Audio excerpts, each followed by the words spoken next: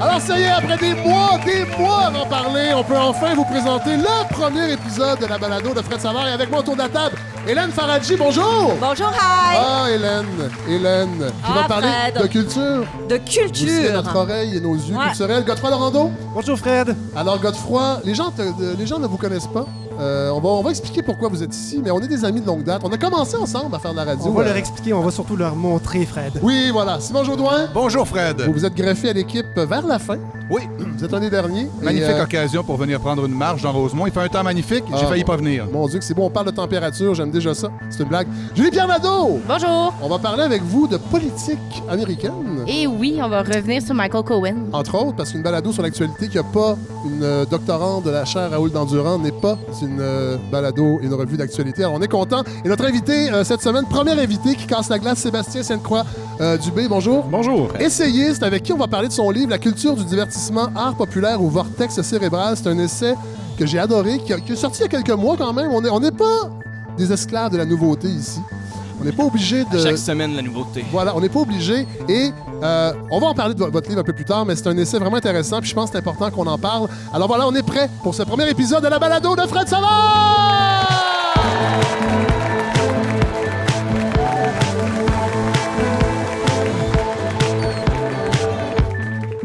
Alors, un thème qui nous ramène directement en 1979.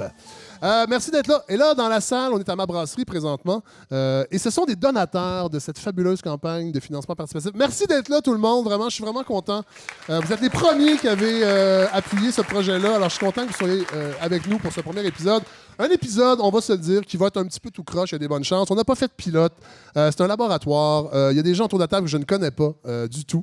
Alors là, les gens à la maison, je le sais parce que j'ai certaines années de métier derrière moi. Je sais qu'il y a des gens qui vont m'écrire, en fait, qui m'écrivent déjà pour me dire ça n'a pas d'allure, ça n'a pas de bon sens, cette affaire-là, ça marche pas. Attendez au moins l'épisode 2 et 3 pour vous prononcer. Et voilà, alors on est prêt.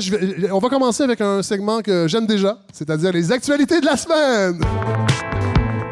Les actualités de la semaine avec Frédéric Savard. Oh! J'aime ça que mon nom apparaisse partout comme ça. Et dans le sujet de la semaine, bien sûr, le témoignage de Jody Wilson-Raybould sur les pressions qu'elle aurait subies au bureau du premier ministre Justin Trudeau pour que SNC-Lavalin évite des poursuites criminelles pour corruption concernant des contrats en Libye. Là, je veux pas réagir à chaud parce que là, ça vient d'arriver quand même. C'est un sujet qui est quand même complexe et je veux pas qu'on réagisse à chaud, qu'on tombe dans le piège de s'avancer trop vite parce que oui, les apparences sont contre le premier ministre Trudeau, mais on voit bien qu'on est dans deux solitudes au Canada parce que dans le reste du Canada, ça réagit beaucoup plus fort qu'au Québec. Faut dire que depuis la commission Charbonneau, voir pour nous, Québécois, un haut placé du Parti libéral tenter de protéger une firme d'ingénierie québécoise, ce n'est pas un scandale, mais plutôt un pléonasme. On capote pas avec ça. Ah, il y a des ingénieurs qui huent. C'est vrai qu'il y a quand même 9000 emplois en jeu au Québec, mais là, de lire comment SNC-Lavalin a pris soin du fils de Kadhafi pendant un voyage, je sais pas si vous avez vu ça dans les médias, comment ils ont traité le fils de Kadhafi pendant un voyage au Canada à grands coups de services d'escorte, de champagne, de films porno. On est franchement dégoûté des pratiques de la compagnie. C'est vrai qu'SNC-Lavalin a une grande expertise en travaux publics qu'il ne faut pas perdre, mais je pense qu'on pourrait se passer de leur expertise en travaux publics. Ouais.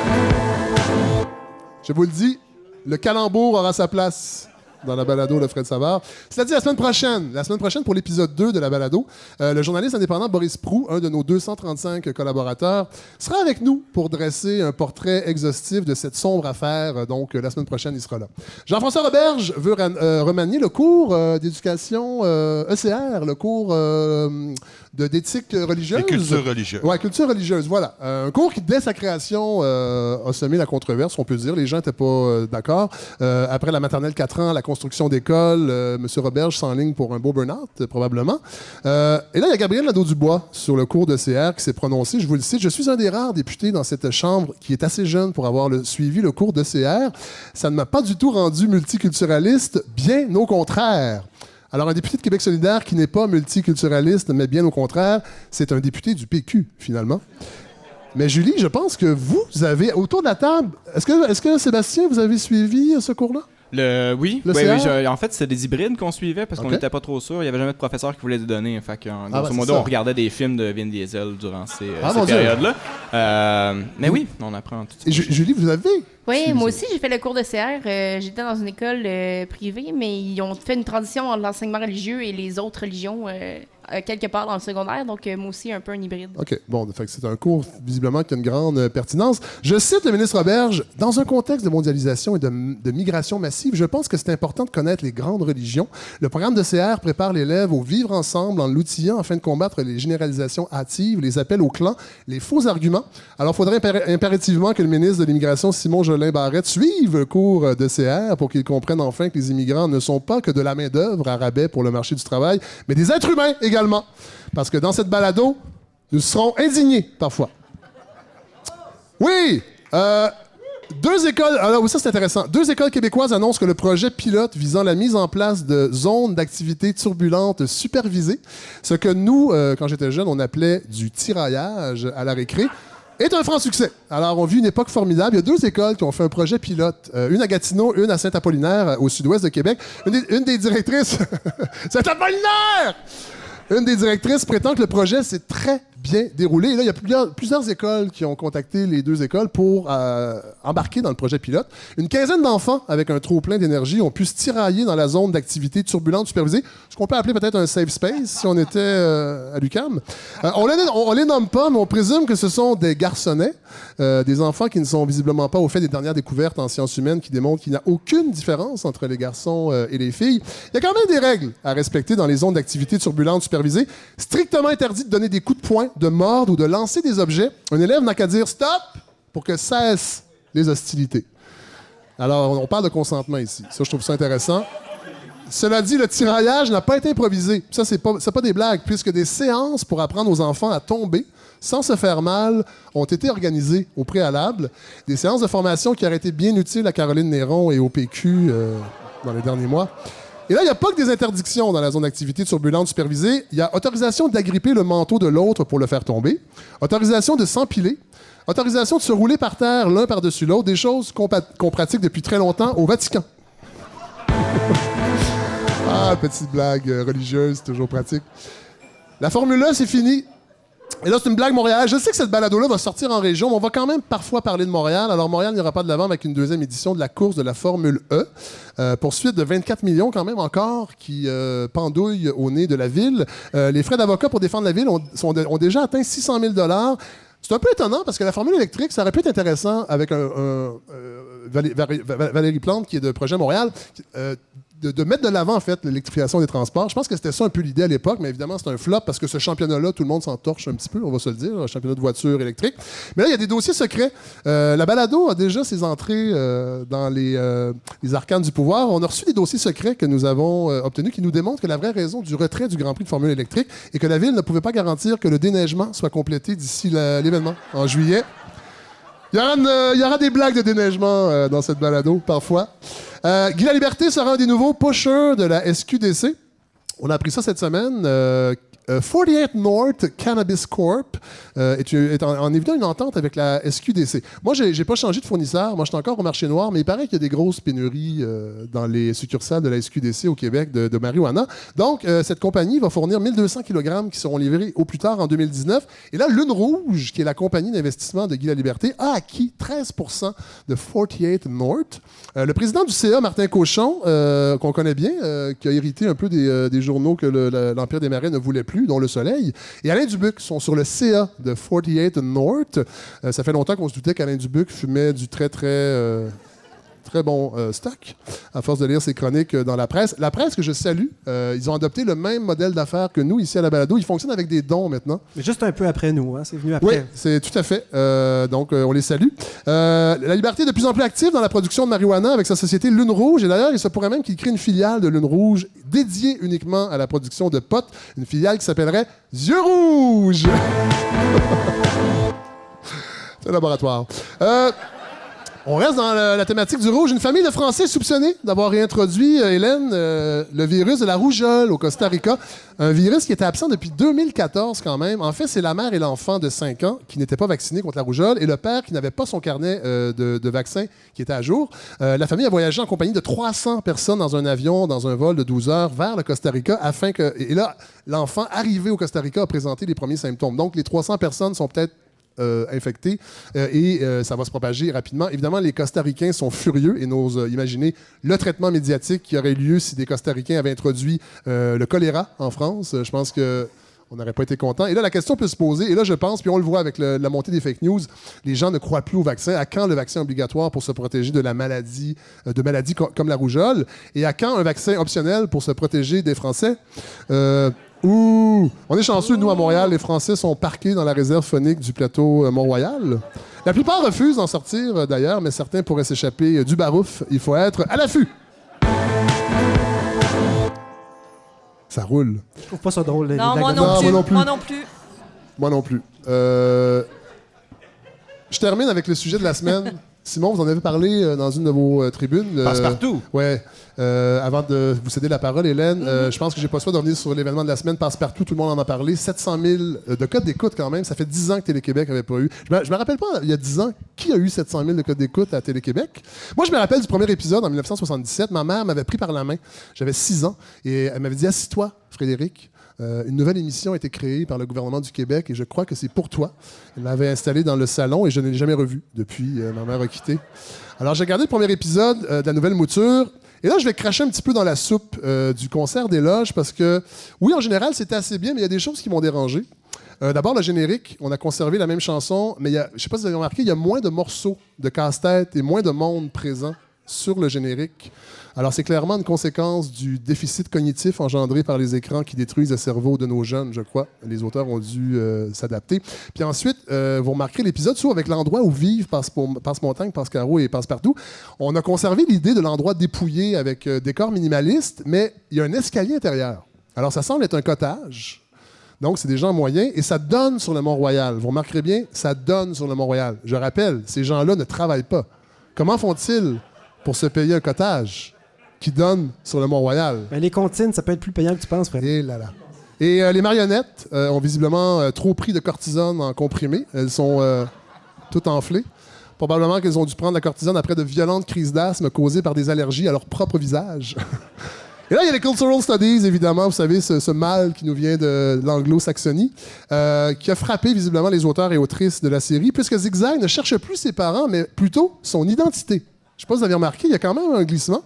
En fait, je n'étais pas surpris qu'on apprenne plus loin dans la série que Zigzag a traîné ses parents en justice pour l'avoir mis au monde et qu'il ne s'appellera plus maintenant Zigzag, mais seulement Zag, puisqu'il n'a plus de zig.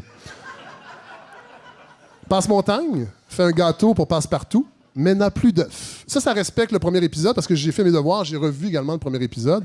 Bon, évidemment, c'est un sketch tiré des années 70. En 2019, si la série voulait dénoncer le spécisme, Passe-Montagne aurait renoncé aux œufs et aurait plutôt mélangé une cuillère à soupe de graines de lin dans 3 cuillères à soupe d'eau. Et c'est un mélange qui remplace les œufs. Je l'utilise souvent à la maison. Mais non, Passe-Montagne voulait absolument se montrer insensible au sort des animaux et des poules pondeuses.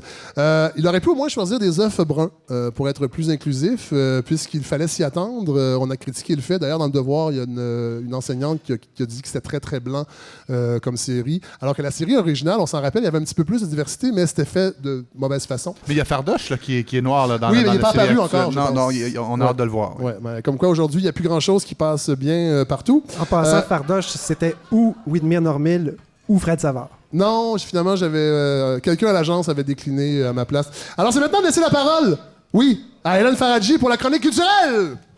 Hélène Faradji. Oh, vous êtes là. Je pense que je vais me prendre ensemble. Allons, enfants de la patrie. Hélène Faradji. Ben oui, chaque semaine, je vais vous faire un petit récapitulatif de ce qui s'est passé au cours de la semaine précédente dans le merveilleux monde de la culture. Pour une première semaine, j'ai vraiment été gâtée parce que vendredi, je ne sais pas très bien comment l'appeler autrement que c'était le vendredi pédophilie. On a eu la sortie de la bande-annonce du... C'est un laboratoire, hein? Ben oui, on essaye. Ça commence bien, hein? Les pédos vendredi. Allez, vendredi. on lâche tout. C'était la sortie de la bande-annonce du documentaire Finding Neverland de Dan Reed, documentaire qui avait été montré à Sundance et qui était accompagné le même jour d'une plainte déposée par la succession de Michael Jackson contre HBO, qui va diffuser le fameux documentaire. On peut remettre en contexte, c'est des rumeurs qui perdurent depuis longtemps au sujet de Michael Jackson. Tout à fait, mais le documentaire met en vedette 2 jeunes garçons qui racontent comment ils ont été agressés par le chanteur, qui apparemment aimait un petit peu trop les petits garçons à l'époque. Mais le même jour, on a aussi appris que le documentaire en 6 parties qui avait été découvert sur Lifetime et qui s'appelait Surviving R. Kelly avait permis que soient déposés 10 chefs d'accusation contre le chanteur de I Believe I Can Fly, probablement plus très loin pour maintenant. Le jeune homme, il est plus si jeune, mais il risque 70 ans de prison. Et jusqu'ici, la justice n'avait jamais réussi à le sanctionner. Ça me fait un petit peu plaisir parce que c'est quand même 2 films qui vont peut-être réussir à changer le monde. Voilà, c'est tout. Samedi, Stanley Donen mourait. Stanley Donen, c'était le réalisateur des 7 femmes de Barberousse, de Charade, d'Arabesque. Il avait 94 ans, mais c'était surtout le réalisateur de Chantons sous la pluie. Et comme il n'y a pas de film plus réconfortant que Chantons sous la pluie, je vous invite à le voir, à le revoir et à fredonner à chaque fois qu'il va se mettre à pleuvoir. Je pense n'avoir jamais vu ce film, Hélène. Je vous parle plus. Parce que moi, souvent, quand j'étais plus jeune, je me rappelle, les films réconfortants, c'est souvent quand on est malade, quand on a la gastro, entre autres, puis on n'est pas à l'école. Moi, c'était Sissi qui jouait à la télé, souvent. Ça explique beaucoup de choses, je crois. Et c'est Sissi qui est mon film... mais j'ai plus la gastro depuis longtemps, déjà. Écoutez, Chantons sous la pluie, faites-moi plaisir. Moi, c'était Annie. Et c'était toujours une déception de voir que ça jouait. Ah ouais, hein? Ouais. Dimanche, c'était la journée des Oscars, évidemment. Soirée qui s'est ouverte sur un show de Queen, un petit peu comme en 91, qui a vu l'indéfendable Green Book gagner, qui a aligné les présentateurs de toutes les origines.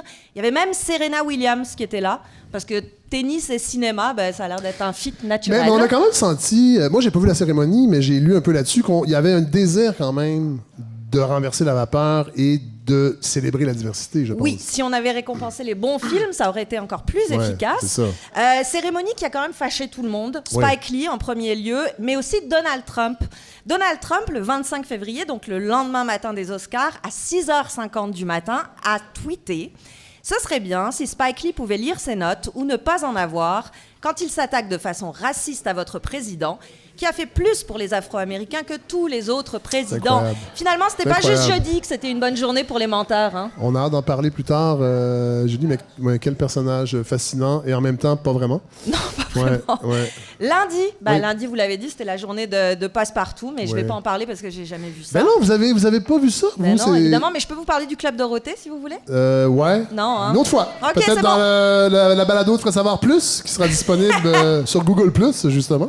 Donc lundi, je me suis réveillée comme un cinéaste québécois nommé aux Oscars, déçu. Mais je me suis consolée parce que j'ai compris pourquoi Serena Williams était là aux Oscars. C'est que Nike, en fait, lançait sur les chaînes américaines pendant la soirée des Oscars une nouvelle publicité avec la championne, publicité qui s'appelle Dream Crazier, où elle explique qu'être une femme et vouloir être forte, c'est le meilleur moyen de se faire traiter de folle. C'est très bien, c'est très très bien. Mais si c'était pour autre chose que vendre des baskets fabriquées dans des sweatshops où les ouvriers sont payés un prix qui couvrirait même pas une corde de raquette de Serena, ce serait encore mieux. Oui. D'ailleurs, et surtout des souliers qui brillent. Je sais pas si vous avez vu le joueur de basket Zion Williamson. Non, j'ai pas vu ces souliers qui brillent. Dans la NCAA, c'est il y a 2 semaines en fait, mais c'est le début, puis c'est la grande vedette, la prochaine future vedette de la NBA, et son équipe est commanditée par Nike. En fait, c'est eux qui... Et le soulier a brisé, la semelle arrachée, et il s'est blessé. Bon. Et oui, ça a fait... en plus, c'est de la crap. Et c'est des milliards. Oui, mais tout à fait, c'est ce qu'on a vu visiblement. Ouais. La NBA, Fred, c'est le ballon pointu? Non, c'est le ballon. L'autre ballon. Le ballon pointu, c'est le triangle. Mardi, en France, la présidente du Centre national de la cinématographie annonçait que la taxe de 2% qui a été imposée à toutes les plateformes de streaming allait rapporter pour 2018 10 millions d'euros pour le cinéma français. Ça, en dollars canadiens, c'est à peu près 200 millions de dollars canadiens? À peu près. 10 millions d'euros, oui. Ouais, à peu près. Mais c'est pas énorme, je trouve, quand même. C'est pas énorme, mais c'est un bon début. Ouais. C'est quand même une taxe juste de 2%. Alors ici, j'aimerais rappeler que Netflix doit bel et bien percevoir la TVQ depuis janvier. C'est pour ça que ça vous coûte 13 pièces.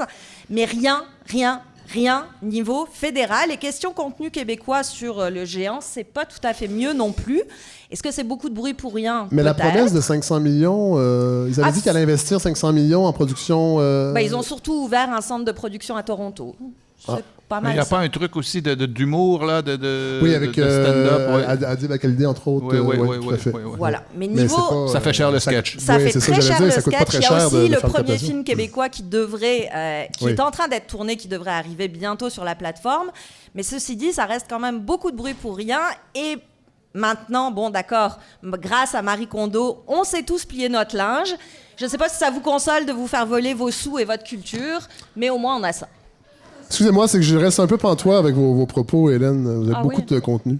Vous aimez pas ça? Ouais. Oui, Vous aimez pas j'adore le ça. contenu? J'adore ça, c'est qu'il faut que je l'assimile. Ah d'accord. Oui. Je parle trop vite? Non, Ok. non, tout est parfait Ok. pour l'instant, Hélène. Mardi aussi, belle lettre ouverte et prise de position de l'actrice britannique Emma Thompson, qui a quitté le casting vocal du film d'animation Luck parce qu'elle ne voulait pas travailler avec John Lasseter. Bon, et peut-être Qui nous est- rappeler qui est John Lasseter. Lasseter? J'imagine qu'il n'est pas très sympathique. Oui, c'est ça. Non, il n'est pas très très sympathique. Il l'était. C'était Monsieur Toy Story pendant un temps. Il a été viré de Pixar, la boîte de production de films d'animation, parce que il fait des choses qu'on ne fait pas, ou en tout cas qu'on n'a plus le droit de faire depuis peu, heureusement. Mais il a été réengagé comme Donc, si donc, ça veut dire qu'il n'y a pas eu d'accusation. il n'y a pas eu d'accusation, mais il y a eu des plaintes assez Ok. sévères déposées contre lui. Et il a été réengagé comme si de rien n'était par Skydance, une autre boîte d'animation. Et Emma Thompson a rappelé que s'il peut être payé des millions pour avoir une deuxième chance, nous, on n'est pas obligé de lui donner. Mais ça, là, cette culture-là, vous qui êtes quand même... Française. Non, Non. ben non, c'est pas à ce niveau-là que je voulais le dire. Vous qui êtes bien branché sur le milieu du cinéma, qui semble être un milieu extrêmement réfractaire à tout changement, comment on va faire? Là, je sais que c'est une grosse question, mais c'est que ça sort encore régulièrement, malgré tout ce qui est arrivé, malgré Harvey Weinstein. Comment les choses vont changer? Il y a Luc Besson aussi qui est sous le coup d'une accusation. Mais là, ça a tombé, je pense, ces accusations. avec Non, il y en Besson. a une nouvelle Ok, qui a une nouvelle, bon. été... ça n'arrête jamais. Ben oui. Comment ça va changer? Ça va changer quand les femmes comme Emma Thompson diront Oui, qu'elles sauf ne qu'elle, veulent- elle se retire, mais lui n'a pas de conséquences. Non, mais si personne n'accepte de travailler avec Oui. lui, peut-être qu'il y en aura. Tout à fait. Et si ça fait perdre des acteurs de cette importance-là, peut-être qu'on va finir par considérer que ces Moi, agissements... c'est incroyable quand même que ça change si lentement dans ce milieu-là, avec tout ce qu'on sait maintenant. Ouais. C'est fou, en fait. Ouais. Puis nous aussi, public, on a une responsabilité, peut-être arrêter d'aller voir les films qui sont faits ou produits C'est par vrai. des gens dont... Se désabonner de Netflix aussi, Par peut-être. exemple. On va en parler tantôt avec vous, Sébastien. Mercredi, un article de Sylvia Galipo dans la presse rouvrait le débat. Est-ce qu'on doit appeler les femmes qui écrivent auteurs ou autrices? Ouais. Qu'est-ce qu'on fait avec ça? Ben ici, je pense que... écoute, je suis pas spécialiste, j'ai pas lu énormément, mais je sais que le terme autrice n'est pas nouveau du tout. Elle était utilisée, entre autres, au Moyen-Âge. Et là, il y a toute une... et en fait, pourquoi, après ça, auteur est réapparu? J'imagine que votre héritage français vous fait pencher pour auteur. Moi, honnêtement, je trouve que les mots romancière, essayiste, dramaturge, scénariste, écrivaine existent et sont très beaux. Oui. Et puis, je pense surtout que le combat ne se gagnera pas sur une appellation, mesdames. Il va se gagner sur la qualité des textes que vous allez écrire. Simple comme ça. Ouais. Bon, ben ça, c'est un... OK.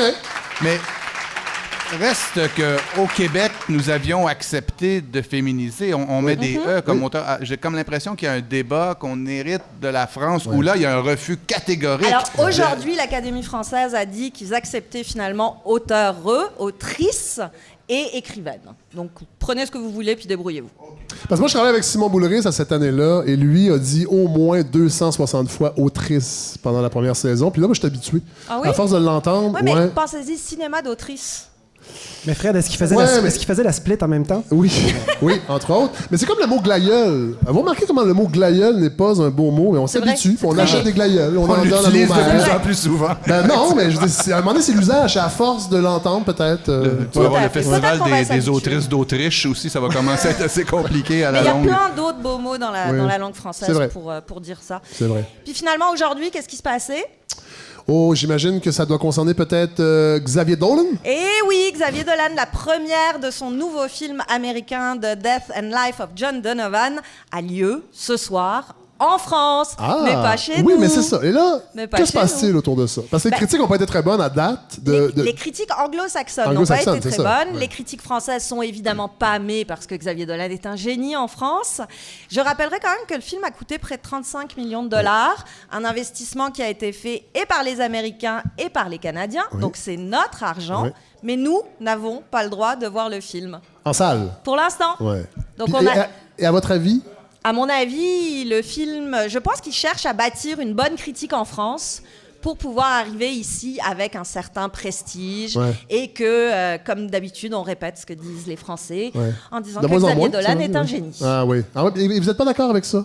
Ben non, moi je veux voir le film. Je vais décider moi-même. Je veux savoir, est-ce que vous êtes d'accord que Xavier Dolan est un génie? Question piège. Question piège. Je vous laisse y penser. Je dirais que Mommy est un très très bon film. Ah. Voilà. C'est une manière de s'en sortir. Ouais, c'est ça, que ce soit... Merci Hélène Faradji, vous avez brisé la glace. Bravo Hélène.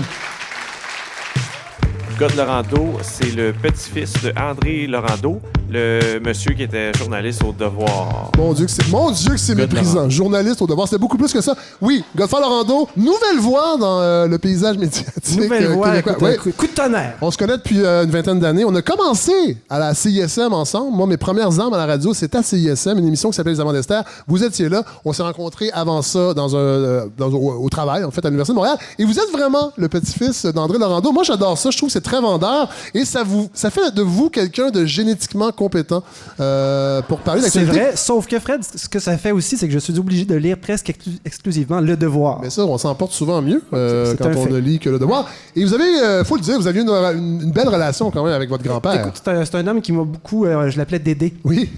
Et en fait, il est mort, lui, en 68. Je suis né en 75. Et voilà. Alors, donc, en fait... Mais ce qui est comique, c'est que j'ai mangé avec le fils d'André Laurando ce midi. Ah, oui, votre père? Oui, c'est ça.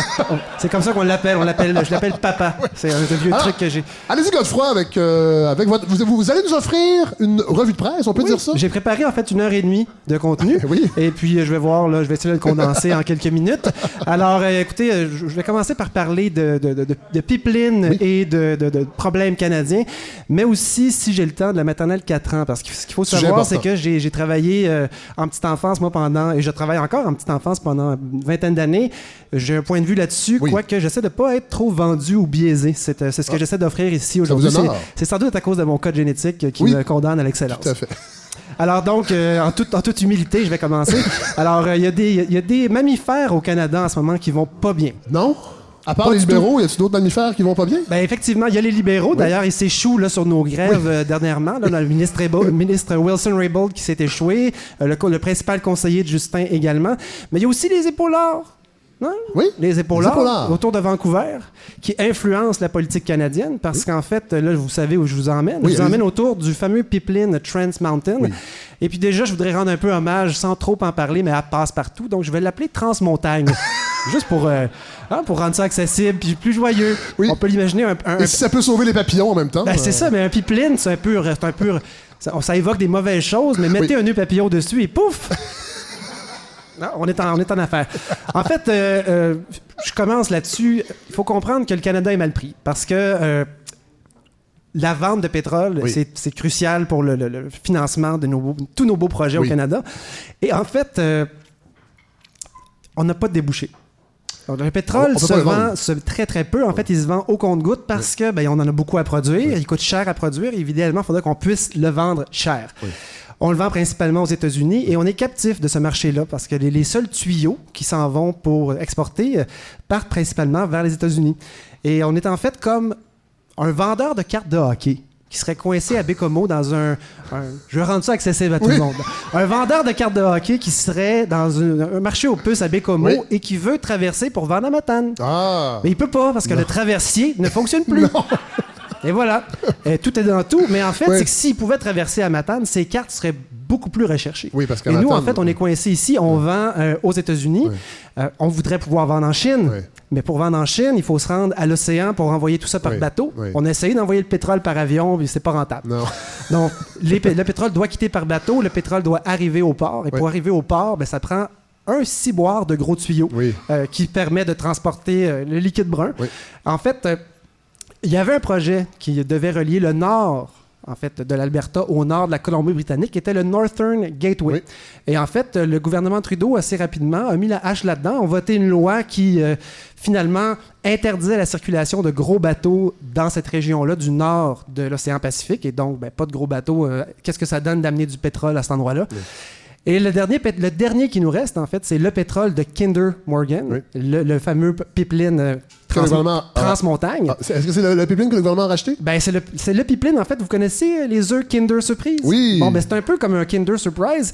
On ne sait pas ce qu'il y a dedans. Oui. Donc, ils ont acheté l'oléoduc et lui, il va être rentable. Alors, c'est peut-être un petit jouet cheap en plastique. Oui, une économie en déroute aussi, ça pourrait être ça. Oui. Ce qui est clair, c'est que ceux qui écrivent sur le sujet disent en fait que ce pipeline-là pourrait devenir rentable et pourrait en fait faire partie du succès financier du Canada des prochaines années. Par contre, c'est un projet qui est controversé et qui a toutes sortes de bâtons dans les roues et c'est pour ça en fait que Kinder Morgan a dit à un moment donné, écoutez, si vous continuez à niaiser avec vos autochtones et vos environnements, nous autres on débarque.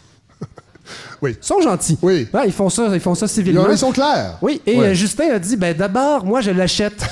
Oui. Il a pris ça sur ses épaules, c'est-à-dire les nôtres. Oui. Et en fait, ce qui arrive... 5 milliards, je pense. 5 milliards à peu près, mais aussi la promesse d'en dépenser 7 autres pour agrandir. Parce que ce pipeline-là, à la taille qu'il a en ce moment, n'est pas intéressant. Il transporte 300 000 barils par jour. Et en fait, ce qui est intéressant de ce trajet-là, c'est qu'on n'aura pas à redétruire des nouveaux environnements comme le Northern Gateway l'aurait fait. Ouais. Le Northern Gateway passait par des nouveaux endroits et aurait scrappé des forêts. C'est entre autres pour ça que le projet a été abandonné. Mais le pipeline Transmontagne, lui, de son côté, en fait, est déjà comme construit et on le doublerait. Dans la plupart des endroits, c'est simplement un autre tuyau à côté. Oui. Et Justin s'est dit, s'il y en a un qui va... Il a dit ça comme ça. S'il y en a un qui passe, c'est lui. Bon. Et en fait, il a mis tout son argent là-dessus. Oui. Et on est rendu au point où ce pipeline-là doit fonctionner. Oui. Parce que sinon, le retour à l'équilibre budgétaire que les libéraux nous ont vendu pour 2023 est impossible. Les recettes fiscales qui viennent de la vente de pétrole disparaissent. Oui, sauf qu'il y a des coûts environnementaux énormes. Et il y a tout un jeu politique aussi parce qu'on veut, en fait, charmer les électeurs de l'Ouest avec ce projet-là, tout en héritant les électeurs de l'Est. Ce que j'ai compris, c'est que Trudeau, en fait, n'a pas grand-chose à perdre dans l'Ouest, surtout en Alberta. Ouais. Donc, de passer pour celui qui rassemble tout le monde, il a passé pour le maître de la réconciliation avec les Autochtones. Oui. Et en fait... il a pleuré 2 fois. En fait, c'est pas mal la politique plus que moi depuis ma naissance. Oui, donc, c'est quand même beaucoup. Et en fait, ce qui est intéressant, là, c'est qu'il y a eu toutes sortes de contestations, dont une qui a fonctionné. Oui. Et en fait, en août dernier, le permis, en fait, a été révoqué par la Cour d'appel fédérale qui a dit, vous ne pouvez pas construire ce pipeline-là, vous ne pouvez pas l'agrandir parce que vous êtes mal acquitté d'une responsabilité constitutionnelle, c'est-à-dire d'avoir une véritable discussion avec les peuples qui sont sur le chemin du pipeline. Et ben, vous avez oublié de considérer le fait que le tuyau ne fera pas tant de dommages que ça, mais au bout de la ligne, vous allez passer de 30 bateaux gigantesques à une quarantaine de bateaux par jour, si je ne me trompe pas. Et donc, vous allez réduire à pas grand-chose ce qui reste des épaulards de la baie dans le coin du port de Burnaby.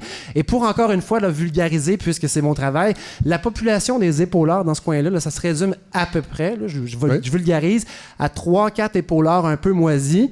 Et la nourriture qu'il leur reste à manger, on pourrait, pour bien mettre ça clair, là, c'est 2-3 saumons, puis une chaudière de Méné. C'est ça qui reste. Ah ouais, mon Dieu. Ça va pas bien. Donc, ça va pas bien. Fait que la Cour d'appel a dit, ben, vous avez mal fait vos devoirs. Vous n'aviez pas le droit d'exclure ces bateaux-là de votre réflexion. En s'adressant à l'Office national de l'énergie, c'est lui, en fait, qui a émis le certificat. Oui. Et là, ben, ils ont dû refaire leur devoir. Et cette semaine, l'Office national de l'énergie ressort un deuxième avis en disant... Effectivement, les épaulards vont pas bien. Ils n'ont pas parlé des chaudières de Méné, je comprends pas. Mais en fait, ils ont quand même dit, oui, effectivement, population emblématique, des mammifères en danger. Sauf que... Et aussi, vous avez effectivement, on a mal respecté notre engagement de discuter sincèrement avec les peuples autochtones, mais il est de l'intérêt du pays, l'intérêt national qui passe devant l'intérêt régional. Oui. C'est ça. Donc, donc, en fait, on en revient presque à l'équivalent de nos grandes banques qui étaient trop grandes pour s'effondrer et qu'il fallait absolument les aider. On est pogné avec ça. On est pogné avec ça. Et puis, je veux pas être anti-gaz, anti-pipeline, ou c'est pas du tout mon propos, mais il y a vraiment un jeu politique qui est immense là-dedans. Les élections de Rachel Notley s'en viennent ce printemps, celles de Justin s'en viennent cet automne. Dans 7 mois, et lui, il a 90 jours pour prendre une décision. Alors, c'est sûrement. Mais en fait, c'est la jonglerie de Justin qui essaie de passer pour un chantre de l'environnement, mais qui en même temps est capable de dire on a choisi le pipeline le moins problématique. Et en fait, ce que je comprends des analystes, c'est ce qui risque d'arriver.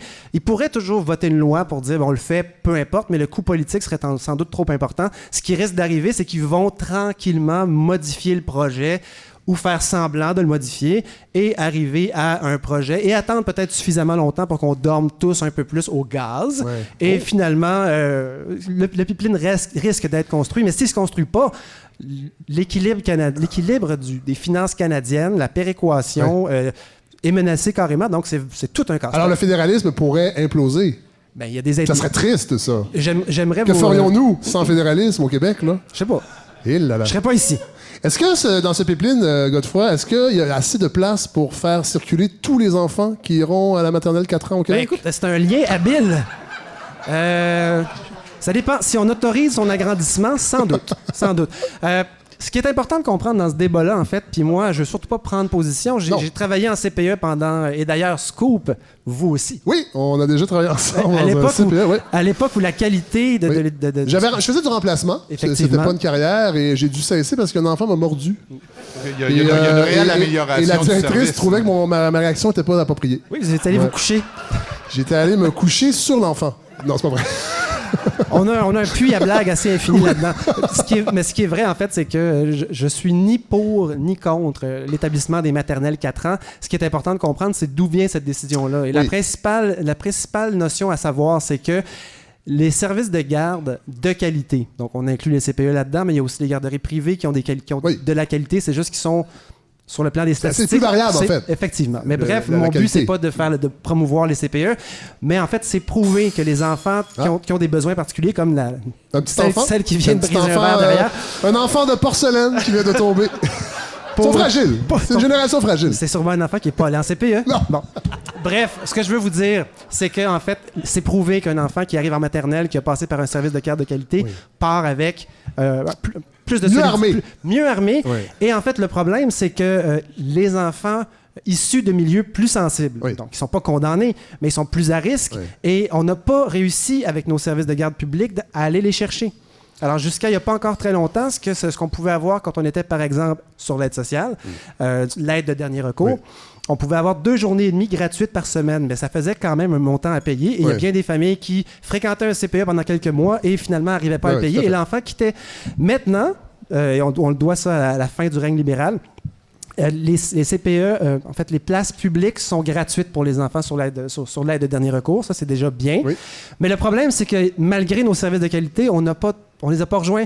Ces familles-là n'envoient pas leurs enfants en CPE. C'est ça. Et donc, on peut se poser la question pourquoi, mais la réponse facile, c'est je travaille pas. Oui. Une des seules choses que je peux faire, c'est m'occuper de mon enfant comme il faut. Oui. Et il y a une réticence à l'envoyer en service de garde, alors qu'en maternelle, c'est prouvé en fait, parce qu'il y a des projets pilotes qui ont été faits dans plusieurs quartiers, dont ceux où moi j'ai travaillé. Et les parents avaient le choix entre la maternelle 4 ans ou le CPE. Et c'était un choix... Ils me posaient la question à moi comme éducateur. J'avais aucun problème à dire, mais prenez la décision, vous êtes le parent, ça aurait été facile de mousser notre service de garde, mais l'important, c'est que l'enfant aille dans un milieu de garde de qualité. Oui. Et les recherches s'intéressent à ça. Est-ce que le milieu de garde qu'on va proposer dans les maternelles 4 ans sera de qualité? Est-ce qu'on se précipite trop? Parce que là, on sent que le ministre Roberge n'a pas l'intention de prioriser les CPE nécessairement, alors que les CPE prétendent qu'ils sont déjà habilités à accueillir cette population-là. Parce qu'il y a vraiment un problème de locaux aussi. Parce que là, on crée des nouvelles classes avec les maternelles 4 ans. On crée des nouvelles classes, il faut trouver des nouveaux professeurs, il y a des pénuries. Aussitôt qu'il y a un professeur de malade pour le remplacer, ça prend... Mais là, il y a Passe-Partout qui pourrait prendre effectivement, Passe-Partout pourrait s'occuper d'une partie parce de que ne l'oublions pas, à l'origine, Passe-Partout, en fait, la création d'émissions, et vous en avez parlé aussi, Simon, dans une autre... Oui, ça avait été créé, en fait, pour dans ce plan d'implanter partout des maternelles. Il y avait de la difficité, c'était pas possible ça coûtait trop cher, en fait. C'est Steve Proulx, dans son livre, oui, tout à fait. Qui a écrit un livre sur l'histoire de Passe-Partout qui expliquait... L'idée est germée en 71. Il y a eu des débats à pu finir à l'Assemblée nationale. L'opposition, en fait, accusait même le gouvernement de dilapider les fonds publics pour monter ce projet-là. Il y avait un bureau du ministère de l'Éducation à Radio-Québec à l'époque pour superviser tout ça. Et il avait établi que ça coûtait moins cher de créer une émission pour les enfants, puis c'était pour les enfants en milieu défavorisé, entre autres, que de créer un réseau complet de prématernelle. C'est quand même... C'était le producteur, en fait, le ministère de l'Éducation. Oui, c'est ça, tout à fait. C'était produit pour le compte. Et on rejoint la culture du divertissement dont on va parler tantôt. Il n'y a rien mieux que parquer des enfants devant une télévision Ça coûte beaucoup moins cher que la Oui, maternelle, ils c'est apprennent certain. plein de choses. Incroyable. Voilà. À 3, on a des bras. Voilà. Ils ont dit ça Voilà. à l'émission lundi. Mais bref, donc, c'est surtout les questions. Et est-ce que ce projet-là va être mis de l'avant trop rapidement, puisque c'est une promesse phare du gouvernement caquiste? Je pense ils sont que pressés. oui. Ils sont pressés. de montrer que les promesses, ils les réalisent. Mais même Fred, si des fois, la seule chose qui compte vraiment, c'est qu'on envoie le plus d'enfants possible plus tôt dans des milieux de qualité, parce qu'au Québec, on a vraiment un défi. Oui. Le niveau de scolarité, le niveau de décrocheur, le niveau de lecture moyen, la capacité de lire moyen du Québécois moyen est trop faible. Tout à fait. Et ça commence à la maternelle. Il est trop tard, déjà en maternelle. Donc, il faut trouver une façon de continuer à développer les services de qualité auprès des enfants. Est-ce que la maternelle 4 ans est la meilleure façon? Dans les quartiers où elle a été développée, oui. Mais à la grandeur du Québec, d'un seul coup, moi, je ne penserais pas. Ben merci, Godefroy Laurando. Vous avez bien brisé la glace après 20 ans d'absence derrière un micro. Merci, même. Fred. Et justement, on va y aller avec... on est content. C'est la première personne qui a accepté de se prêter au jeu de l'invité. On y va avec l'entrevue avec Sébastien Sainte-Croix-Dubé.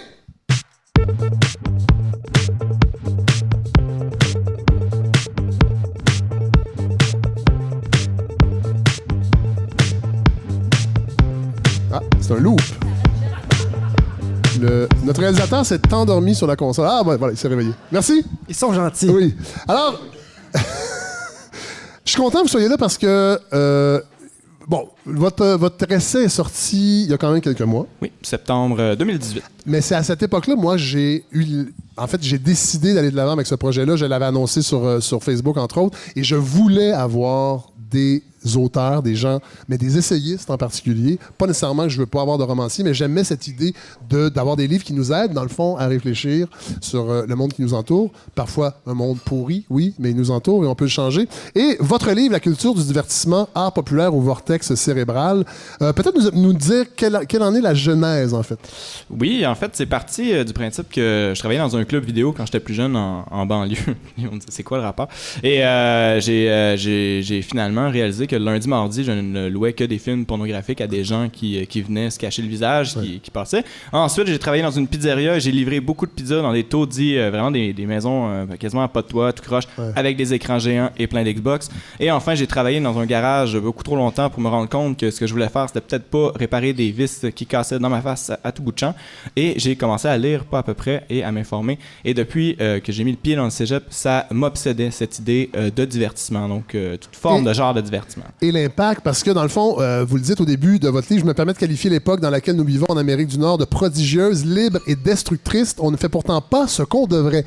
Ça veut dire quoi? Parce que moi, c'est ça que j'ai aimé de ce livre-là, parce que dans le fond, il y a une réflexion sur notre rapport, entre autres, à Netflix, au temps qu'on passe devant les écrans. Et ce temps-là, pendant qu'on fait ça, on ne fait pas ce qu'on devrait faire. Mais je pense que chacun, en fait, si ça touche personne, ben tant mieux. Je veux dire, on a juste à faire du yoga puis ça va aller mieux. Oui. Mais je pense qu'on est tous tout au piège avec ça. C'est qu'à un moment donné, la moyenne nord-américaine, pour mettre les choses, est de 11 heures par jour par personne de consommation cathodique.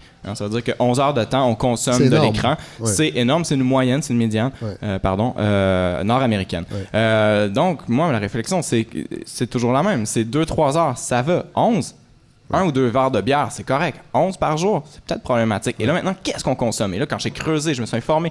J'en ai fait une maîtrise. Je voulais faire un doctorat sur Oui, c'est ça. Parce que dans le fond, c'est parti. Vous étiez à l'université. Oui, c'est ça, exact. Dans le fond, j'ai fait une maîtrise sur David Foster Wallace, un auteur américain décédé en 2008, qui a traité du sujet de la culture du divertissement, donc dans les années 90 surtout. Et ensuite, je voulais me lancer dans un doctorat, mais bon, j'ai ouvert un bar de micro, j'ai eu un enfant et d'autres projets. Je voulais pas devenir fou. J'ai lâché la thèse. Et finalement, un éditeur est venu me voir et dit « Hey, j'ai lu ton mémoire, j'ai lu les articles que tu as faits, ça serait donc bien intéressant de faire un essai avec ça, moins académique, plus ouvert, mais recherché. » Et donc, voilà, c'est un peu la genèse de... Parce que dans votre livre, on découvre que, dans le fond, l'idée du divertissement, il y a quelques années, en fait, même au siècle dernier, au 20e siècle, c'était lié à la question d'effort, de récompense. C'est-à-dire qu'on s'accordait du divertissement parce qu'on avait travaillé fort. Alors que maintenant, c'est une condition, et vous le dites, une condition inhérente à une journée bien accomplie. C'est-à-dire qu'on a besoin absolument... Ça devient, en fait, C'est à l'agenda comme toutes nos autres tâches, quasiment. Oui, ben oui, si on n'a pas eu notre 8 heures de binge-watching de Netflix Ouais. par jour, on se sent pas très nécessairement bien. Là. Ouais. Puis on stresse pour arriver à faire toutes les tâches quotidiennes qui déterminent notre quotidien. En tout cas, on se dépêche à tout faire pour arriver devant notre écran. Jeux vidéo, ça peut être n'importe quoi, hein, ça va loin. Pornographie, j'en parle d'un chapitre dessus. Oui. Donc, on se dépêche à Oui, tout parce faire. qu'on parle dans pas la vie seulement du cinéma ou de la Non. télé, on parle de pornographie, on parle des jeux vidéo, entre autres. Entre autres, vous estimez que c'est un univers qui est extrêmement immersif. Mais est-ce qu'on s'en va pas très vers... intéressant, c'est ça. Faut Oui. pas critiquer ça. Non, c'est ça. Je condamne pas le divertissement. Au contraire, je le célèbre dans ses meilleures formes. Tu sais. Ouais.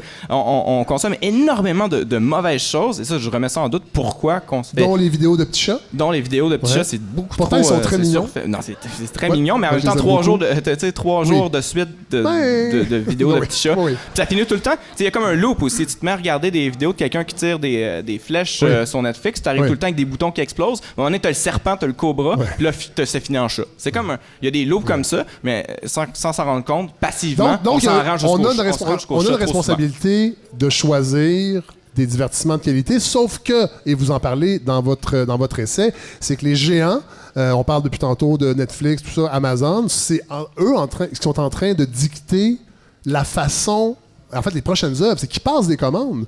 Donc, on est un peu piégé dans tout ça.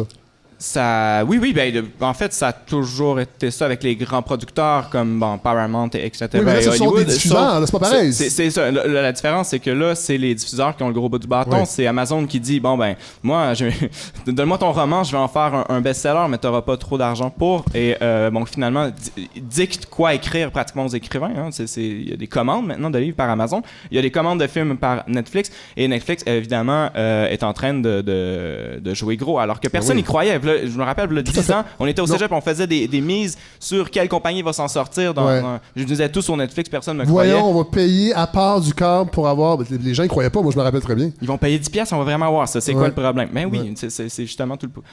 Mais j'aimerais ça vous entendre sur Roma, par exemple, de Netflix, qui est quand même un des rares films d'auteur qu'on a eu cette année et qui pourtant vient de cette commande que vous appelez de Netflix. Est-ce que c'est possible que dans ce système très organisé d'un divertissement de masse, on puisse tout de même aider à produire des œuvres plus personnelles, plus réflexives? Est-ce qu'il y a encore de la place pour ça, selon vous? Je pense que ça serait l'unique place qu'on devrait consacrer à ces œuvres. Devrait être consacré à ces œuvres-là. C'est tout le problème. C'est-à-dire, pourquoi qu'on dit qu'on a besoin de faire la place? Ah, il y en a un qui est sorti du lot. Non, ça devrait être tous de cette qualité-là. Pourquoi qu'on se permet de consommer... Pourquoi qu'on consomme des navets, en fait? Et ça, c'est une grande question. Ça peut être le fun. Ça peut être le fun, Oui. mais on peut aussi avoir du fun qui est intelligent. Par exemple, Christopher Nolan le fait. Il fait des films très intelligents, mais utilise Batman, c'en est un, tu sais, je veux dire. Mais quel est le critère qui fait en sorte que Voilà. c'est bon ou c'est pas bon? Est-ce que c'est moral? Est-ce que c'est esthétique?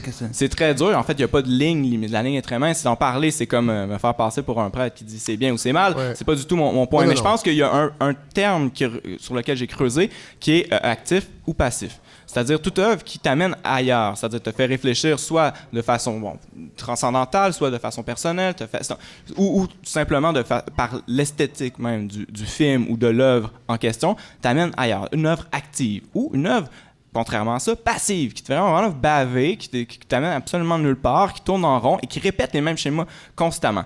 Une œuvre passive, c'est correct. On a tous besoin d'un peu de passivité. Non, je ne demande pas d'écouter du Godard non-stop. C'est pas ça que je dis à mes filles non plus. Merci. Mais, Merci beaucoup. mais toujours est-il que être passif 11 heures de temps, on n'a pas non plus nécessairement besoin de ça. Et veut pas, il y a un schéma très très clair chez l'humain. C'est fascinant, c'est que j'ai passé l'année passée à lire l'œuvre de Dostoïevski pour le fun. J'ai arrêté d'écouter On le fait Netflix. tous à un moment de notre C'est vie, ça. à un moment donné, on dit, on va lire Dostoïevski. Non, mais je disais ça en disant, regarde, moi, je vais arrêter d'écouter des séries, je vais lire Dostoïevski. Puis finalement, j'ai lu l'œuvre au complet de Dostoïevski. Je me suis rendu compte d'une chose, il est finalement très d'actualité et il a mis le doigt sur quelque chose que Foster Wallace mettait aussi, que j'ai repris, c'est ce système de plaisir-culpabilité qui arrive toujours quand on consomme à trop grande dose du plaisir. Ouais. C'est-à-dire, à un moment donné, c'est cool, 2-3 épisodes de n'importe quelle série. Ouais. Mais quand on arrive au 8e, il y a ce truc qui vient très profond à l'intérieur et qui toi-même te dis, mais pourquoi j'ai fait le lendemain? Et pourquoi t'embarques? Et il y a plein de méthodes et de techniques cinématographiques, si on parle des séries télé, qui qui nous accrochent, en fait. Vraiment, c'est des hameçons. Et moi, je déplore rien. Dans le fond, je dis, si t'es heureux avec ça, puis t'es vraiment à l'aise de jouer 9 heures de temps chez vous dans ton sol, moi, je dis, ben, peace, là, tu sais, si tu te sens bien, puis que alentour de toi, la communauté va bien, tout va bien. Mais sauf que forcément, ça ne peut qu'avoir un impact sur le vivre ensemble, parce que si tout le monde, puis on le voit, si les gens ici, vous avez des enfants, des ados, moi j'ai un enjeu de gestion d'écran et ça va pas s'en aller tout seul. Je dis pas que les pouvoirs là dans la grande tour avec l'homme chauve avec son chat qui décide qu'on va, mais c'est pas un complot, mais on fait vraiment pas ce qu'on a à faire quand on est pogné là-dessus, puis on l'est beaucoup. On le voit comment tout le monde est sur Netflix. Puis moi, je me suis déjà surpris. Moi, je me suis éventuellement désabonné de Netflix parce que j'aimais pas mon rapport. Mais ça, c'est parce que je suis quelqu'un d'intense dans la vie. Mais j'aimais pas mon rapport avec Netflix à m'installer un vendredi que je suis tout seul devant la télé, puis à scroller à chercher quelque chose pendant que je mange, finir de manger et ne pas trouver encore. Et vous en parlez dans votre livre. Ce syndrome-là, on scrolle sur Netflix, on cherche. Mais ça nous vient aussi du conditionnement de zapper de la télé. Les 98 000 chaînes de télévisuelles qu'on a, qu'on zappe. Bon, c'est la même chose. Puis c'est Facebook et le modèle même, scroller Facebook. Puis à un moment donné, au bout d'une heure, tu n'as même plus aucune information qui rentre dans ton cerveau. Tu fais juste continuer à chercher une information, mais tu sais pas quoi nécessairement. Il y a la même chose qui se passe avec la pornographie. Et c'est exactement ce moment-là que je cible. C'est un moment où est-ce que la vapeur de plaisir commence à se renverser. Mais d'où vient cette pulsion-là, en fait? Dostoïevski dirait du fin fond de notre âme. Ouais. Moi, je dirais plus. On a toujours été comme ça dans n'importe quoi. Je pense que l'être humain est quelqu'un de relativement excessif. Sauf qu'au Moyen-Âge, je sais pas ce qu'on scrollait, mais je veux dire, on n'avait pas accès. On scrollait, la place publique, mais bon. Non, mais voilà. Je veux dire, je peux pas croire que. Moi, j'ai l'impression, puis vous travaillez dans le milieu des bars pour gagner votre vie. Ouais. Vous voyez aussi un autre type d'addiction, c'est-à-dire à l'alcool. Je dis pas que l'alcool est un mal social, je sais que j'en parle souvent, mais moi, ce que j'ai découvert, et je le vois autour de moi souvent, c'est que derrière la compulsion, que ce soit les jeux vidéo peut-être ou les écrans, il y a peut-être une forme d'anxiété ou en tout cas de mal-être et de consommer soit des substances, des écrans, ça apaise, en fait. Ça anesthésie. C'est sûr que c'est une fuite de réalité, ça, c'est évident. Maintenant, on a tous besoin de fuir. Là. On a tous des jobs, on a besoin de relations, on a besoin de se divertir. Hein. Ça, c'est clair pour moi. Le divertissement est nécessaire à la vie. Je veux dire, ça serait combien plate, sinon. C'est de faire des bons choix. L'idée, c'est que quand on lâche, à un moment donné, je disais ça avec ma copine, écoute, on va arrêter on lâche Netflix, là, puis on va aller, c'est l'été en plus, on va aller sortir dehors, puis je sais pas, on va aller prendre un verre avec les voisins. Ben oui, dans Ruelle Verte, on a pris un verre, puis après ça, on va faire une table, puis après ça, écoute, on va manger dehors, écoute, on va faire un pique-nique. Puis là, finalement, à chaque semaine, on se retrouve dehors, on plante des arbres, puis on vit ensemble. Ça a l'air d'être passe-partout, ce que je décris, mais ça se peut justement quand on sort de ça, on casse nos paradoxes, puis c'est tellement facile, c'est tellement évident, mais d'un autre côté, les médias sociaux, pour les nommer, c'est ce qui lie le monde aussi ensemble. Je veux dire, c'est sans les médias sociaux, il n'y aurait pas eu le hashtag MeToo. Il y aurait pas eu 2012, il y aurait le printemps arabe, printemps érable, les deux. Donc, il n'y aurait pas eu ça. Mais il y a aussi le pendant négatif de ça, c'est-à-dire tout le bashing qui se fait dans les cours d'école, notamment sur Instagram. C'est affreux, les dépressions. On a parlé de suicide l'année passée dans les cours d'école, pas à peu près. Et ce n'est pas en voie de disparaître. L'anxiété chez les jeunes qui créent les écrans dans chaque semaine, ça sort dans les articles et scientifiquement parlant, c'est prouvé que de regarder son écran avant de se coucher, on dort mal. La semaine passée, il est sorti des statistiques comme quoi que les Canadiens étaient tous insomniaques. Ben oui, je veux dire, je pense qu'on il y a peut-être un lien, un pont à faire. Puis voilà, c'est beaucoup de choses en même temps. Je pense que l'essai aussi est assez... Non, mais c'est touffu quand même, mais en même temps, c'est super accessible. C'est votre premier essai? Oui. Est-ce que vous avez un autre essai en préparation? J'ai un essai qui est à quelque part dans ma tête, qui est encore en train de fomenter sur le milieu du jeu vidéo à Montréal. Donc, essayer de voir comment que ça se passe dans les coulisses du jeu vidéo. Encore là, pas pour critiquer, mais voir vraiment ce que les gens vivent au jour le jour, de voir le designer de vague. Dans votre essai, vous qualifiez en fait le jeu vidéo d'œuvre d'art, en fait. Oui, ça l'est aussi. On arrive à l'époque où est-ce que il n'est pas encore considéré comme officiellement un type d'art, en fait. Et en même temps est en train de se considérer comme un sport olympique, mais Oui, tout à pratiquement fait. olympique Oui. Officiel avec les e-sports, les stades. Je sais pas si vous avez déjà vu ça, mais c'est des stades immenses qu'on construit où est-ce que les gens vont s'affronter sur des écrans. Bon, et est en train de se construire aussi comme finalement le divertissement passif par excellence, où est-ce que là on cherche les méthodes pour accrocher les gens le plus possible et dépenser le plus d'argent possible. Donc c'est à la fois toutes ces modulations-là, c'est assez fascinant, parce que le jeu vidéo en ce moment. Et c'est l'industrie culturelle la plus puissante au monde en ce moment. Et il faut c'est le dire, là, en devenir, monétairement, parce qu'elle est toute elle est florissante. Et c'est ça que j'aimerais voir, c'est-à-dire sur le terrain, les gens qui dessinent des vagues au jour le jour et voir macroscopiquement comment qu'on est en train de faire des combats de pays entre pays avec toute cette nouvelle technologie-là, ces nouveaux jeux vidéo. Qui est aussi, c'est ça, allez voir l'art derrière tout ça. Mais voilà. Mais vous avez sinon, 2 projets de romans aussi. Oui, c'est ça. Donc, j'ai un roman qui va sortir en septembre 2019, donc après l'été. Oui. Et potentiellement un roman qui est roman littérature qui se passe en Rosemont. D'ailleurs, c'est scoop. Quelqu'un qui travaillait à ma brasserie. Ah oui? Ah! Intéressant. On verra. Qui se promène en gogoune et on verra ce qui lui arrive. Et en 2020, probablement un gros roman noir aussi. Donc oui, ça va être plus romanesque que ce qui se quand même. Ben, merci beaucoup d'avoir accepté de briser la glace. On a parlé, c'est un essai vraiment que je vous suggère. La culture du divertissement, art populaire au vortex cérébral. C'est vraiment intéressant. Puis je suis sûr que, je sais pas la proportion dans la salle de gens qui sont abonnés à Netflix, mais si vous êtes abonné à Netflix, allez lire ça. Et là, parlant de divertissement, je me tourne vers Julie-Pierre Nadeau. On va envoyer votre indicatif parce qu'on va parler de quelqu'un de très divertissant, ou pas tout le temps, entre autres Donald Trump et son entourage. Julie-Pierre Nadeau, chercheuse à l'Observatoire sur les États-Unis de l'Université du Québec à Montréal. Et là, voilà. Alors, ça nous prenait quelqu'un de la chaire Raoul Dandurand. On voulait pas Elisabeth Vallet. Elle m'a écrit. J'ai dit non, Elisabeth, non, elle m'a pas suggéré. Mais elle m'a dit, c'est le fun ton projet. Puis moi, je disais, je veux avoir quelqu'un de la chaire Raoul Dandurand. Je veux qu'on puisse parler de politique américaine. Et j'avais envie d'avoir quelqu'un qui est une nouvelle voix, en fait. Et vous êtes là, Julie-Pierre Nadeau. On commence avec un témoignage, en fait, qui a été assez percutant cette semaine, celui de Michael Cohen. Oui, mais tout à fait. Petit rappel, Oui. tout d'abord, Qui Michael est? Cohen. Qui est Michael Cohen? Michael Cohen? Oui. Parce que si vous n'êtes pas comme moi, c'est normal, à un moment donné, vous avez décroché de tout ce qui se passe. Oui. Je vous blâme pas. Michael Cohen, en fait, était l'avocat personnel et le conseiller de Donald Trump.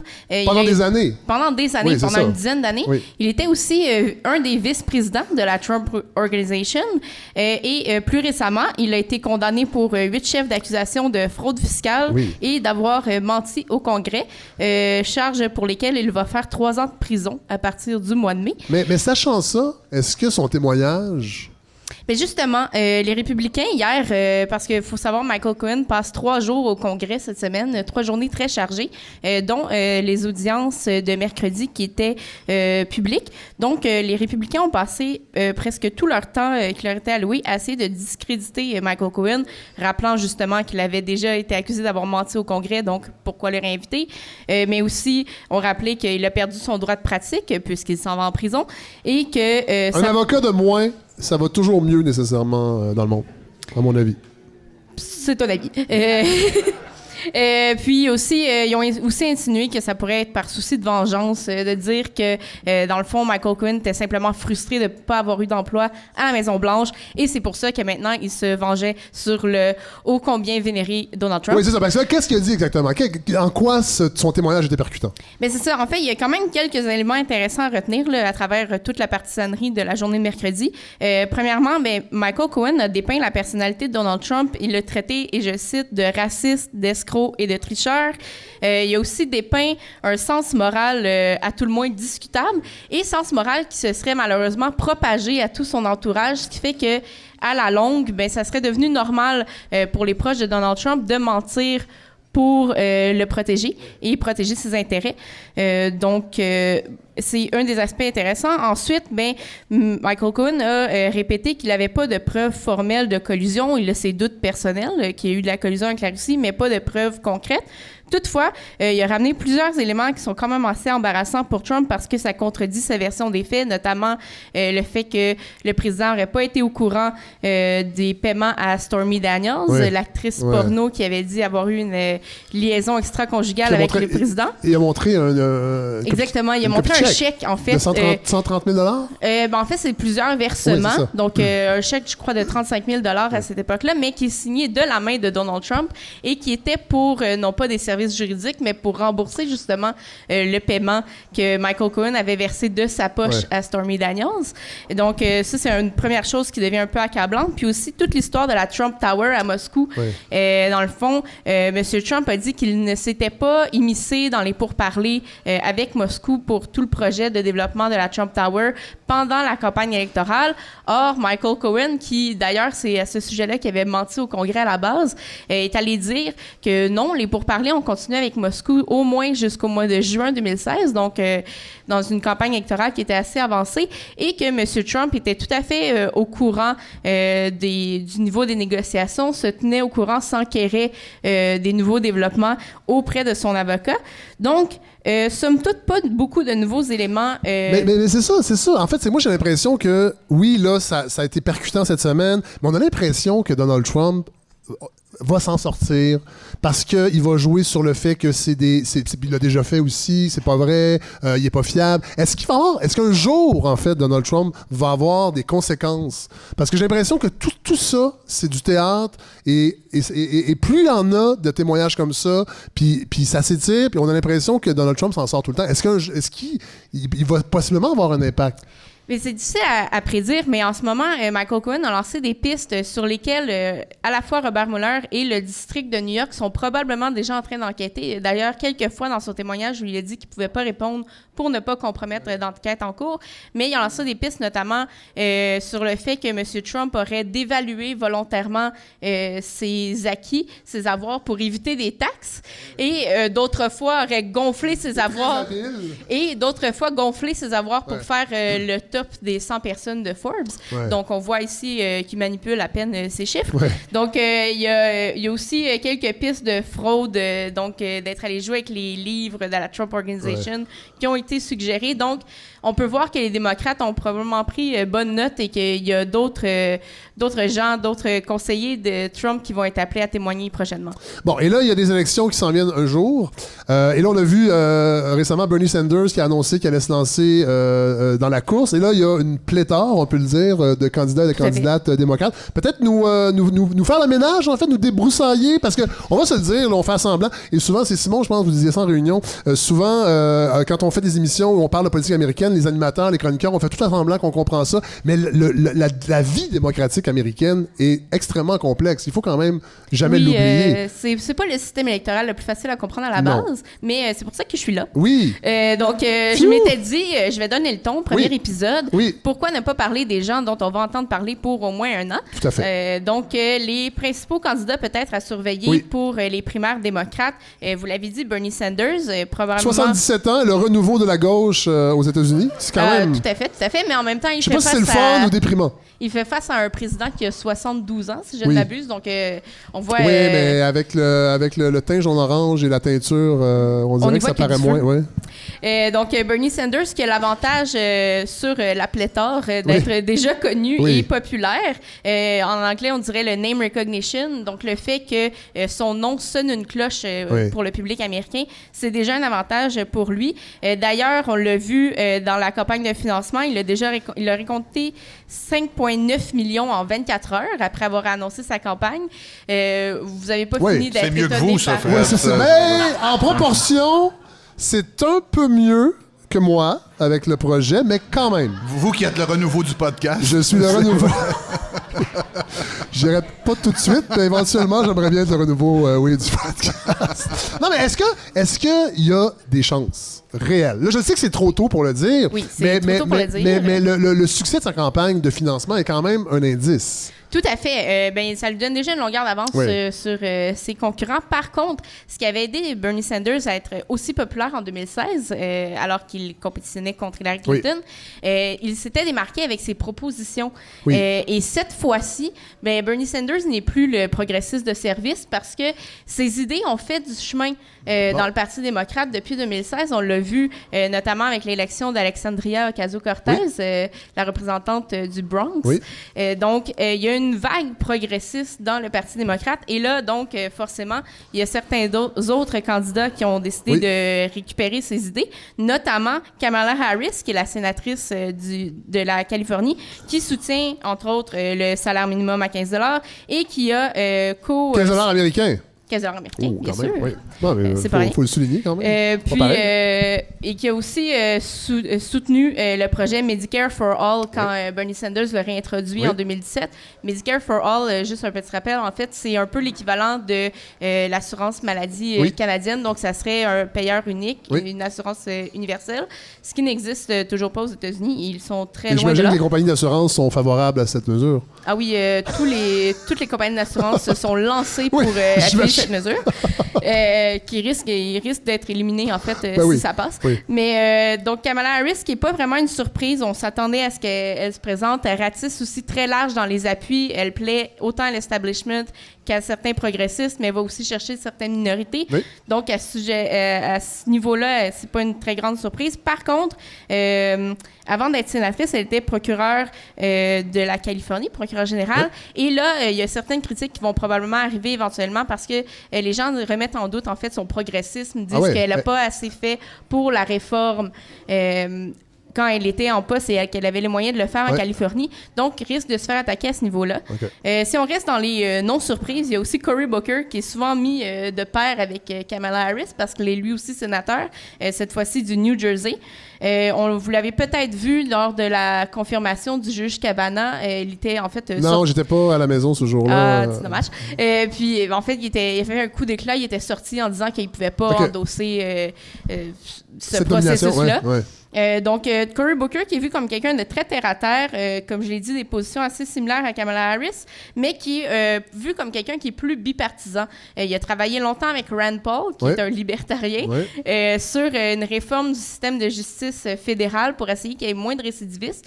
Leur projet de 2014 n'avait pas passé, mais ça a donné lieu au First Step Act qui a été adopté l'année passée. Donc, Cory Booker pourrait être quelqu'un qui va rallier des gens, des républicains modérés peut-être à la limite. Oui. Donc, ça pourrait être intéressant. Mais là, on parle d'idées, on parle de personnalité. Il y a aussi une préoccupation stratégique que les démocrates n'ont pas le choix d'avoir en vue de 2020. Donc, essayer de voir qui peut aller voler des États à Donald Trump. Oui. Et là, on se concentre surtout sur le Midwest parce que Hillary Clinton a très mal fait dans le Midwest et le Midwest représente 74 votes électoraux, donc c'est une région qui est assez importante. Et à ce sujet-là, un choix qui pourrait être intéressant, c'est Amy Klobuchar. Et là, personne ne la connaît. Non. Mais non à surveiller, c'est pour ça que je l'ai inclus. Amy Klobuchar qui... C'est-tu Klobuchar comme Bouchard ou c'est en un seul mot, Klobuchar? Klobuchar, OK. Comme un sketch de François Pérez. C'est comme Claude Pelgag, mais Klobuchar. OK, bon. Exactement. Donc, qui a été réélue, elle a remporté en fait 43 comtés qui avaient été remportés par Donald Trump. Donc, on voit qu'elle est capable d'aller convaincre un électorat. Elle est populaire, elle est extrêmement populaire au Minnesota. Et donc, c'est quelqu'un qui pourrait aller convaincre des gens qui ont voté pour Donald Trump qu'il pourrait revenir du côté démocrate. Elle rejoint cette classe ouvrière qui a été séduite en fait par le message de Trump qui disait qu'elle allait ramener des emplois. Amy Klobuchar est capable d'aller chercher ces gens-là. Donc, ça pourrait être un choix stratégique et donc un nom à surveiller. Et là, j'aurais pu continuer comme ça pendant très longtemps parce qu'il y a 12 candidats annoncés et une autre pléthore de gens qui n'ont toujours pas annoncé mais qui y pensent. Donc, je vais finir quand même avec l'éléphant dans la pièce en ce moment pour les démocrates, Joe Biden, qui est ancien vice-président et demi-bromance d'Obama.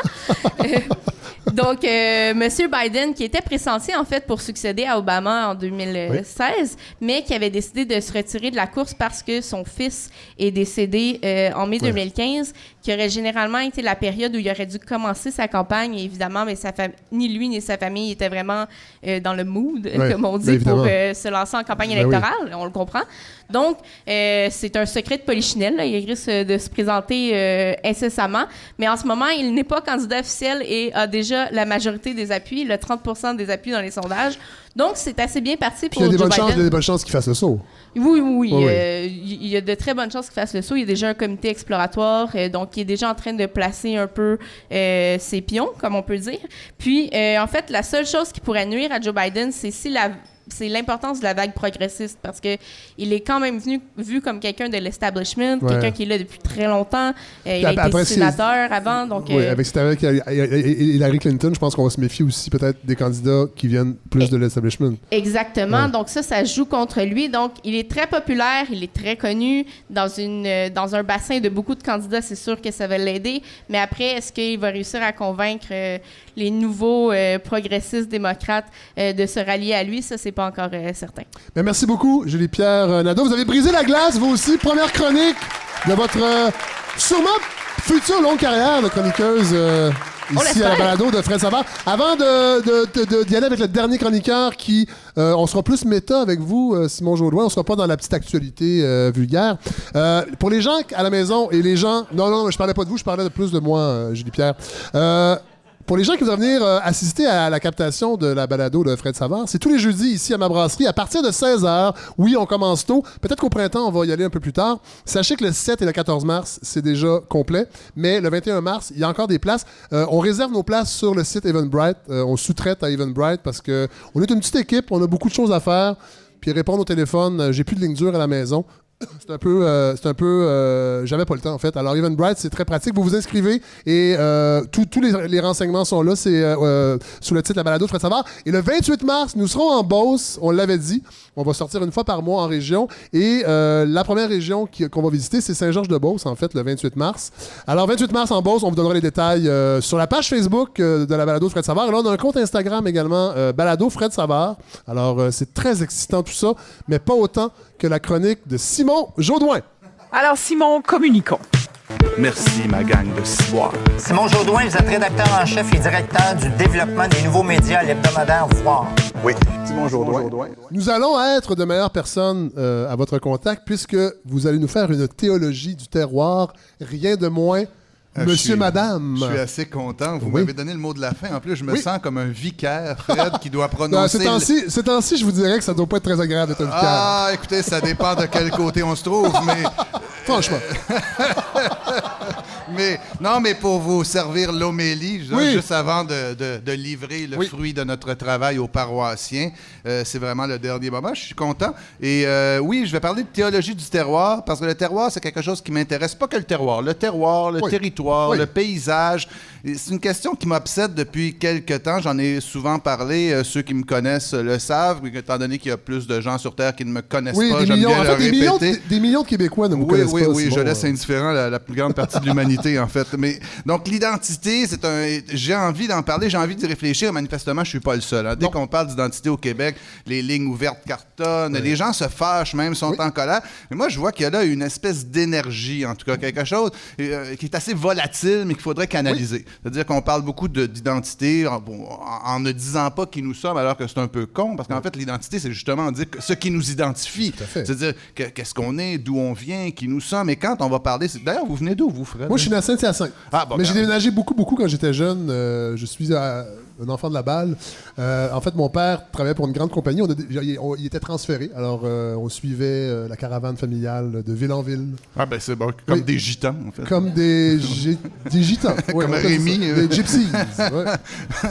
Dans Sans famille, en fait. Oui, oui, c'est un peu ça. Oui, ben alors c'est ça. Et quand on va demander, quand on parle d'identité, on va parler beaucoup du turban, du voile. Vous savez, je vous en ai souvent parlé, mais on parle assez rarement de ce qui nous distingue, de ce qui nous identifie. Ça m'enquiquine assez. D'ailleurs, si je vous demande d'où vous venez, justement, on va venir des choses, vous allez parler d'odeur, vous allez parler de lumière, moi, je me rappelle des tours d'auto avec mon père, des choses comme ça. Oui, ou l'odeur d'une boulangerie, l'odeur d'un quartier, l'odeur d'une maisonnée. C'est le toucher même. D'ailleurs, ce sont les premiers sens avec lesquels on appréhende le monde. On sent le vicaire. Oui, ben oui, regardez ça, j'y vais du bout des doigts. Mais ça veut dire que toutes ces questions-là, c'est assez organique, hein, finalement. C'est assez sensoriel. Et donc, justement, comme première chronique, je vais d'ailleurs moi-même me présenter, vous dire d'où je viens. Moi, je viens d'une ville portuaire. J'étais content qu'on parle tout à l'heure de pétrole et de bateaux et de poissons, et de mammifères marins, parce que moi, je viens d'une ville portuaire, Montréal-Est. Et attention, ce n'est pas Montréal, c'est vraiment Montréal-Est. Les gens rient. Ah oui, ben écoutez, c'est assez loin. Montréal-Est, c'est plus loin que Blanc-Sablon. Et c'est là où il y a les raffineries et c'est au bord du fleuve. Je viens de là. Et donc, moi, j'ai toute cette identité-là que je porte, là, qui est due au fleuve un peu. Dans mes souvenirs très précis d'enfance, c'était mon père qui il me mettait sur le petit banc derrière son vélo et on allait au bord du fleuve regarder les bateaux. Alors, regarder les bateaux, ils venaient de quelque part, les bateaux. Hein, ils naviguaient tout le long du fleuve. Et donc, moi, je porte ce souvenir-là. C'est ce fleuve qui était pour moi un espèce de truc qui pue assez huileux. Vous comprenez? L'été, ça sentait l'huile. Il était beaucoup plus pollué. Mon père me racontait que lorsqu'il était petit, ma grand-mère, avec qui nous habitions par ailleurs à Montréal-Est, elle le mettait dans une barque et il traversait vers Boucherville pour aller se baigner à une plage. Vous comprenez? Oui, il y a très longtemps. Donc, et donc, lui aussi avait un rapport au fleuve. Et c'est comme ça que je vous introduis mon propos, si vous voulez, parce que le fleuve, au fond, c'est un immense cours d'eau. Ça nous rend unique au monde. Hein? C'est vraiment hallucinant comme géographie unique. Mais nous avons tous une identité sur ce même cours d'eau-là, mais selon des regards différents. Parce qu'il a fallu que je voyage ensuite au Québec pour me rendre compte que dans le bas du fleuve, c'est les battures, par exemple, qui sont pas les mêmes que les rocs en face sur la côte nord. Et quand on y pense, pensez à tous les noms qu'on utilise pour se distinguer entre nous, au fond, mais qui ont un rapport au fleuve. Quand on vient de la rive sud, d'ailleurs, une identité, l'identité du sud de l'ennui. Non, c'est pas vrai. Bon, écoutez, avec votre coupe de cheveux, vous n'avez pas grand-chose à dire, mais... Franchement... Non, mais l'idée de la coupe... non, mais écoutez, la coupe Longueuil, franchement. Mais la Côte-Nord, évidemment, le bas du fleuve, les Laurentides, hein, qui est la vallée du Saint-Laurent. Donc, c'est tous ces mots-là qu'on utilise et qui nous permettent de nous identifier. Mais voilà ce qui est intéressant dans les CP. Je ne veux vraiment pas vous raconter seulement ça, mais de se rendre compte que tout ce grand cours d'eau qui a forgé au fond ce qui est un grand vecteur de notre identité, que le terroir même, de la culture maraîchère, de tout ce qui se passe. Il y a beaucoup de choses qui se passent de ce côté-là. Mais pour la plupart des gens, la plupart d'entre nous, la majorité, nous ne le connaissons qu'en surface. C'est-à-dire qu'on ne sait à peu près pas ce qu'il y a là-dedans. On regarde les couchers de soleil, on navigue dessus quand les bateaux, les traversiers fonctionnent sur la Côte-Nord. Mais on ne sait pas ce qu'il y a dedans. Et c'est ça qui est intéressant. Là, il y a une métaphore de tout ce qu'on a comme merveille dans ce fleuve-là, qu'on ignore, et qui fait partie de notre identité. Et c'est peut-être une métaphore pour dire que nous avons un peu une identité de surface, justement. Et c'est le temps qu'on creuse assez, qu'on aille voir. Et dans notre projet Tour du Québec, c'est un magazine là, dont je vous ai souvent parlé, que je porte depuis un an, j'ai trouvé 2 initiatives vraiment intéressantes qui permettent d'aller au fond du fleuve. Et justement, il y a une certaine actualité autour de ça en ce moment même. Il y a un musée à Sainte-Anne-des-Monts qui s'appelle Exploramer. C'est vraiment intéressant. C'est un musée de conservation et de présentation qui met en vedette tout ce qui se passe dans les fonds marins, les fonds du Saint-Laurent. Mais aussi, en plus, ces gens-là, c'est Sandra Gauthier qui porte ce projet-là. Salut Sandra. Bonjour Sandra. Oui, en 2009, elle a mis sur pied une initiative qui s'appelle la Fourchette Bleue. Et ça, c'est intéressant parce que c'est un label, comme on dit en français chez les Latins. Donc, c'est une appellation qui permet de faire la liste une fois par année des espèces qu'on pêche ici au Québec, des espèces québécoises, et aussi que les chefs vont cuisiner.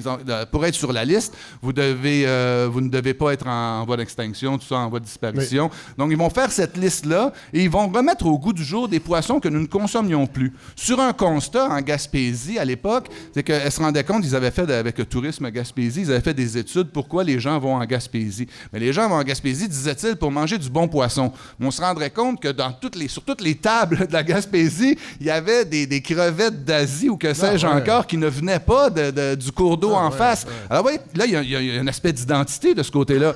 Donc, ils ont fait la fourchette bleue pour remettre, écoutez, il y a des noms là, que je vais vous en dire quelques-uns, vous ne les connaissez pas. La loquette d'Amérique, l'hémitriptère atlantique, le grenadier du Grand Blanc.